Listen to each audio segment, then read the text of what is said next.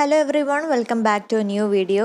Today we'll be discussing the short story Distant Relation by Orhan Pamuk. Orhan Pamuk is a Turkish novelist raised in a Western-oriented family. He was educated in Istanbul and received a degree in journalism in the year 1977. He published his first novel in 1982 and achieved international fame with The White Castle, published in 1985, set in the 17th century Istanbul. He lived in the United States in the late 1980s. His works, often autobiographical and intricately plotted, probe the tension between East and West. His later novels include My Name is Red, 1998, Snow, 2002, and Masumiyet Muzesi, 2008. In 2005, the Turkish government generated international controversy when it put Pamuk on trial for denigrating Turkishness. He won the Nobel Prize for Literature in the year 2006. Now, in this story, Distant Relation, it begins with a sentence: the series of events and coincidences that would change my entire life began on April 27, 1975. When Saibal happened to sport a purse designed by the famous Jenny Colon in a shop window as we were walking along the Valikonagi Avenue enjoying the cool spring evening. ഈ ഒരു short സ്റ്റോറിയുടെ protagonist എന്ന് പറയുന്നത് കെമാളാണ്. കെമാളിൻ്റെ ഫിയാൻസയാണ് സൈബൽ. അപ്പോൾ ഇവർ രണ്ടുപേരും ഒരു ദിവസം ഇങ്ങനെ സ്ട്രോൾ ചെയ്യുന്ന സമയത്താണ് സൈബൽ ഈ ഒരു ബ്രാൻഡഡ് ആയിട്ടുള്ളൊരു പേഴ്സ് കാണുന്നത്. ആ സമയം വാങ്ങിക്കാൻ സാധിക്കുന്നില്ലെങ്കിലും പിന്നീട് കെമാൾ പോകുന്ന സമയത്ത് ആ ഷോപ്പിൽ കയറി ആ ബാഗ് വാങ്ങിക്കാൻ തീരുമാനിക്കുന്നു. തൊട്ടടുത്ത ദിവസം തന്നെ വാങ്ങിക്കാൻ തീരുമാനിക്കുന്നുണ്ട്. അങ്ങനെ ഷോപ്പിൽ വരുന്നു. ആ സമയമാണ് തൻ്റെ ഡിസ്റ്റൻ്റ് ആയിട്ടുള്ള റിലേറ്റീവ് ആയിട്ടുള്ള ഫുഷനെ കാണുന്നത്. അവിടെ ഒരുപാട് വർഷങ്ങളായിട്ട് അവർ തമ്മിലൊരു കോണ്ടാക്റ്റ് ഇല്ലാതിരിക്കുകയായിരുന്നു. കാരണം ഫുഷൻ ഒരു ബ്യൂട്ടി കോൺടെസ്റ്റിൽ പാർട്ടിസിപ്പേറ്റ് ചെയ്തപ്പോഴേക്കും അത് അവിടുത്തെ ഒരു ഓർത്തഡോക്സ് രീതിക്ക് വിപരീതമായിട്ടുള്ളൊരു കാര്യമാണ് എന്ന് പറഞ്ഞുകൊണ്ട് ആ ഒരു രീതിയിൽ ഫുഷനെ അൺസിവിലൈസ്ഡ് ആണ് അല്ലെങ്കിൽ ഭയങ്കര മോഡേൺ ആണെന്ന രീതിയിൽ കണ്ടുകൊണ്ട് ആ ഒരു ഫാമിലി പിന്നീട് അവരായിട്ട് കോണ്ടാക്റ്റ് വെക്കുന്നില്ല. അങ്ങനത്തെ രീതിയിൽ ഒരുപാട് വർഷങ്ങൾക്ക് ശേഷമാണ് ഈ ഒരു നറേറ്ററും ഫുഷനും തമ്മിൽ കണ്ടുമുട്ടുന്നത്. And she is 18 years old and he describes her as a poor distant relation. And another factor that we come to know is that he is actually attracted to her, and it's not just a crush or something, it's a physical attraction. ആ ഒരു sentences നമുക്ക് പല രീതിയിൽ ആ ഒരു സ്റ്റോറിയിൽ കാണാൻ പറ്റും. he talks about her long bare legs, her slender fingers, and how her honey-hued arms and her gestures, and he even imagines embracing her and kissing her. അപ്പോൾ ഫുഷൻ അവിടെ ഒരു ഷോപ്പ് കീപ്പറിൻ്റെ അസിസ്റ്റൻ്റായിട്ട് വർക്ക് ചെയ്യുകയാണ്. ഈ ഒരു പേഴ്സ് വാങ്ങിക്കണമെന്ന ഒരു ആവശ്യത്തിൽ അത് പാക്ക് ചെയ്യുന്ന സമയത്ത് he is admiring her beauty and her body, and when we look at his thoughts we feel that he is definitely physically attracted to her. Okay, അതിനുശേഷം തിരിച്ച് സൈബിളിന് ഈ ഒരു പേഴ്സ് കൊടുക്കുന്നുണ്ട്. ആ സമയമാണ് സൈബിൾ പറയുന്നത് ഇത് ശരിക്കും ഫേക്കാണ്, അതായത് ശരിക്കുള്ള ബ്രാൻഡഡ് ആയിട്ടുള്ള ഐറ്റം അല്ല ഇത് ഫേക്കാണ്, ഇതെനിക്ക് എൻഗേജ്മെൻറ്റിന് വെയർ ചെയ്യാൻ പറ്റത്തില്ല, ഇത് തിരിച്ചു കൊടുക്കാൻ പറയുന്നുണ്ട്. അങ്ങനെ വീണ്ടും കെമാൾ ഷോപ്പിലേക്ക് വരുന്നുണ്ട്.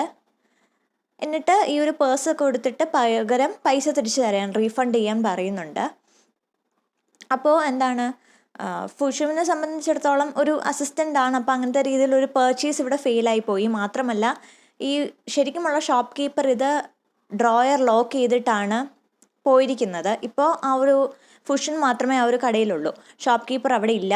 പോകുന്ന സമയത്തെല്ലാം ഈ ഒരു ഡ്രോയർ പൂട്ടിയിട്ടാണ്, കാഷ്യർ പൂട്ടിയിട്ടാണ് പോകുന്നത്. അതുകൊണ്ട് തന്നെ പൈസ എടുത്ത് കൊടുക്കാൻ, റീഫണ്ട് ചെയ്ത് കൊടുക്കാൻ പറ്റുന്നില്ല.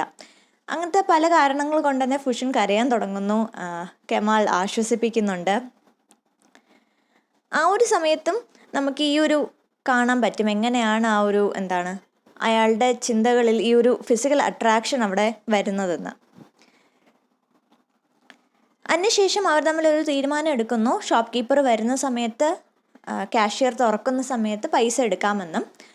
പക്ഷെ അത്രയും നേരം കെമാലിന് ഇവിടെ വെയിറ്റ് ചെയ്യാൻ പറ്റത്തില്ല. അപ്പോൾ കെമാൽ എന്താ പറയുന്നത്, കെമാലിൻ്റെ അമ്മയുടെ പേരിൽ ഒരു അപ്പാർട്ട്മെൻ്റ് ഉണ്ട്, അത് അധികം ആൾക്കാരൊന്നും പോവാറില്ല, അധികം യൂസ് ചെയ്യാറില്ല. ആ ഒരു അപ്പാർട്ട്മെൻറ്റിലേക്ക് പിന്നീട് പൈസയായിട്ട് ഫുഷൻ എത്തുകയാണെങ്കിൽ അങ്ങനെ വാങ്ങിക്കാമെന്നുള്ള ഒരു അറേഞ്ച്മെൻറ്റിൽ അവരെത്തുന്നു.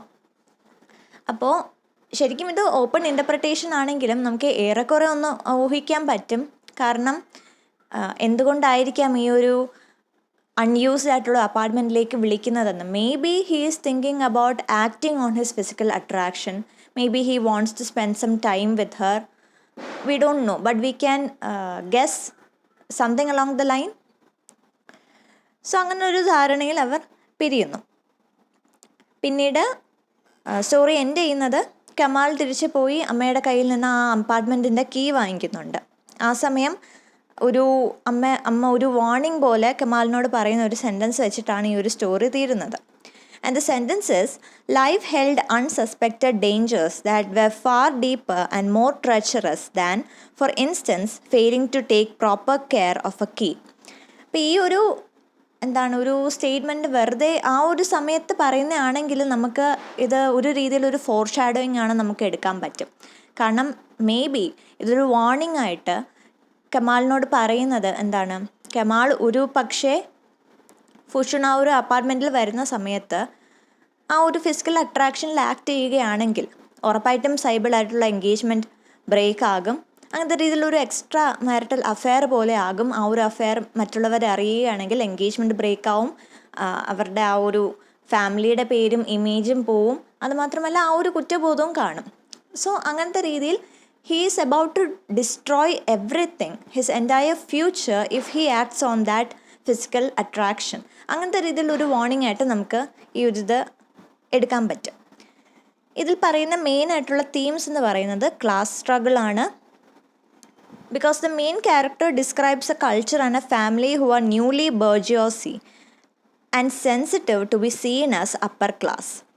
ഈ നറേറ്ററിൻ്റെ ഫാമിലി എടുക്കുകയാണെങ്കിലും അവർ അപ്പർ ക്ലാസ് എന്നുള്ളൊരു രീതിയിലുള്ളൊരു സ്റ്റാറ്റസ് സിമ്പിളായിട്ടാണ് നമുക്ക് കാണാൻ പറ്റുന്നത്.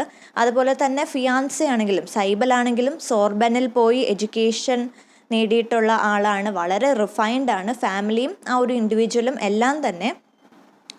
മാത്രമല്ല അവരുടെ ആ ഒരു മാരേജ്, ആ ഒരു എൻഗേജ്മെൻറ്റിനെ കുറിച്ചൊക്കെ സംസാരിക്കുമ്പോൾ തന്നെ ഭയങ്കര ഗ്രാൻഡായിട്ടാണ് ആ ഒരു ഡിസ്ക്രിപ്ഷൻ വരുന്നത്. എല്ലാം വെൽത്തി ആയിട്ടുള്ള അഫ്ലുവൻറ്റ് ഫാമിലിയാണ്. റിഹേഴ്സൽ ഡിന്നർ നടത്തുന്നു. അവരുടെ എല്ലാ ചടങ്ങുകളും അത്രയ്ക്ക് ഒപ്പുലൻ്റ് ആയിരിക്കും, അത്രയ്ക്ക് ഗ്രാൻഡ് ആയിരിക്കും. മാത്രമല്ല ഫിയാൻസയുടെ ഫ്രണ്ട്സ് വരുന്നത് പാരീസിൽ നിന്നാണ്. അങ്ങനത്തെ രീതിയിൽ എല്ലാത്തിലും ഒരു ഗ്രാൻഡ്നെസ് നമുക്ക് കാണാൻ പറ്റും.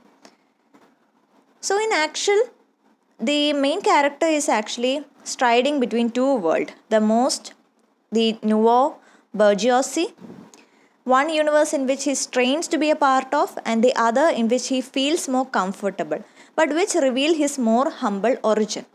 അതായത് സൈബിൾ ആണ് ആ ഒരു ബർജിയോസി വേൾഡ് റെപ്രസെൻ്റ് ചെയ്യുന്നത്. The grandness, the new status they have, everything. പക്ഷേ അതേസമയം ഫുഷും ഡിസ്റ്റൻറ്റ് റിലേറ്റീവ് ആണെങ്കിലും she resembles the humble origin. Okay, അവരുടെ ആ ഒരു പാസ്റ്റ് ലീനേജ് അതൊക്കെയാണ് ഫുഷും റെസെമ്പിൾ ചെയ്യുന്നത്. Some which that Kamal is actually comfortable with. അത് തന്നെ സൈബിളിൻ്റെ ക്യാരക്ടറിൽ നമുക്ക് കാണാൻ പറ്റും. കാരണം ഈ ഒരു ബാഗ് കൊടുക്കുന്ന സമയത്ത് ഇത് ഫേക്കാണെന്ന് ഒറ്റയടിക്കുന്ന സൈബിളിന് മനസ്സിലാകുന്നു. മാത്രമല്ല ഇത് ഫേക്ക് ആയതുകൊണ്ട് ഇത് എടുക്കാൻ സാധിക്കില്ല, അക്സെപ്റ്റ് ചെയ്യാൻ സാധിക്കില്ല എന്നാണ് സൈബിൾ പറയുന്നത്. കാരണം സൈബിളും ഇതുപോലൊരു ബർജിയോസി സ്റ്റാറ്റസിൽ നിന്ന് വരുന്ന ഒരാളാണ്.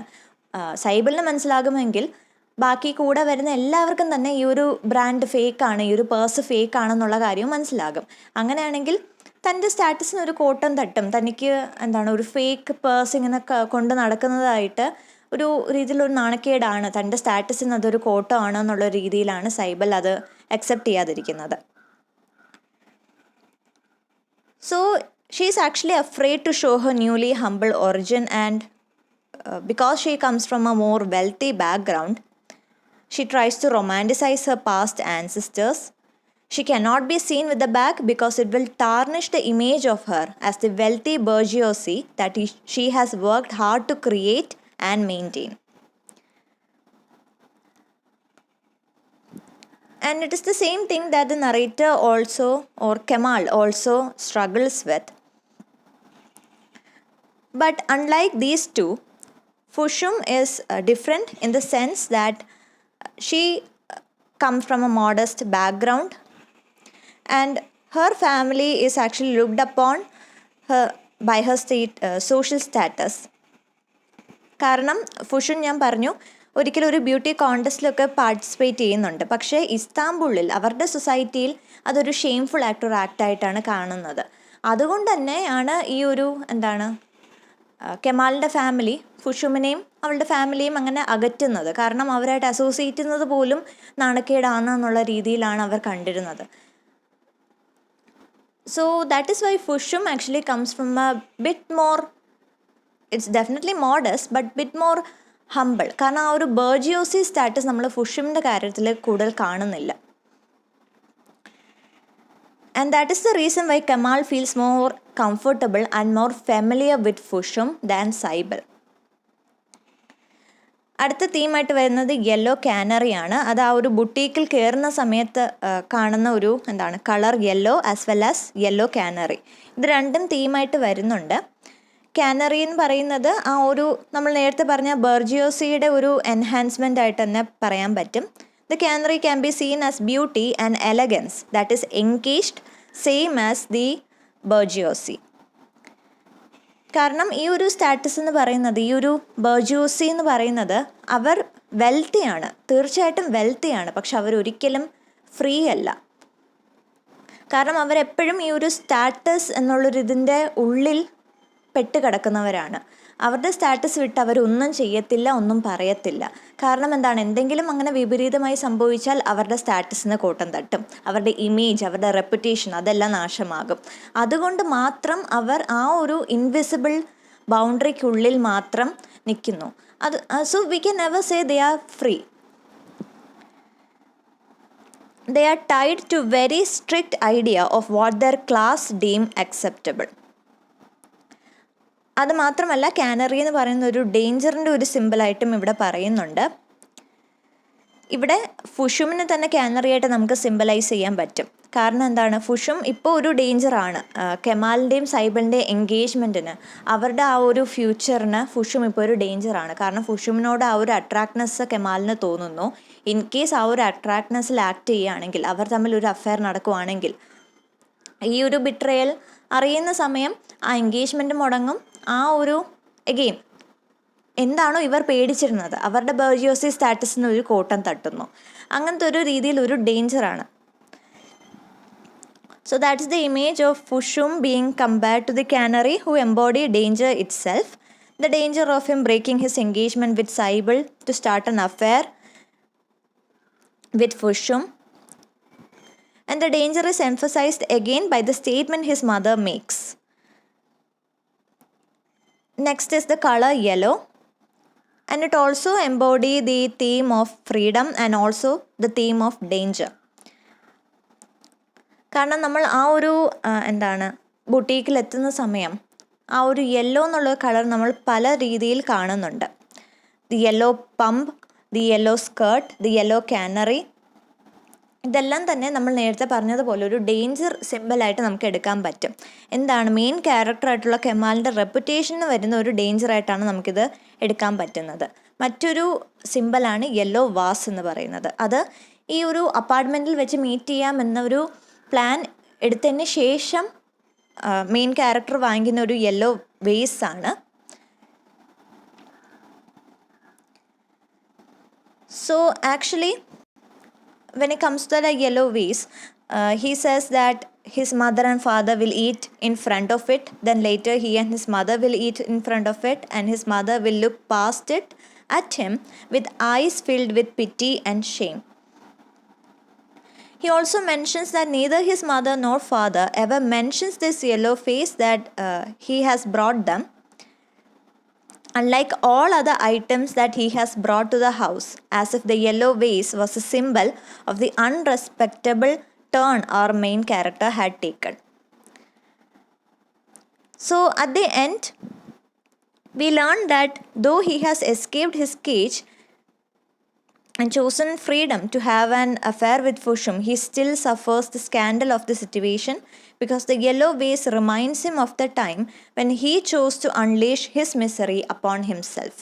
കാരണം ഇനി നടക്കുന്ന എന്താണെങ്കിലും ഇയാളുടെ മാത്രമുള്ളൊരു ചോയ്സാണ്. He had a choice, and if he decides to act on his physical desire, which could cause trouble, then in a way he brought that misery to himself. അങ്ങനത്തെ രീതിയിൽ ഇയാൾ തന്നെ ഇയാളുടെ ഒരു ആപത്തിൻ്റെ കാരണമാകുന്നു എന്ന രീതി നമുക്ക് പറയാൻ പറ്റും. അതാണ് ആ ഒരു യെല്ലോ കളറിൻ്റെ ഇവിടെ significance. So I hope that is understandable. And if you have anything more to add, you can do so in the comment section. I'll see you in the next video. Thank you.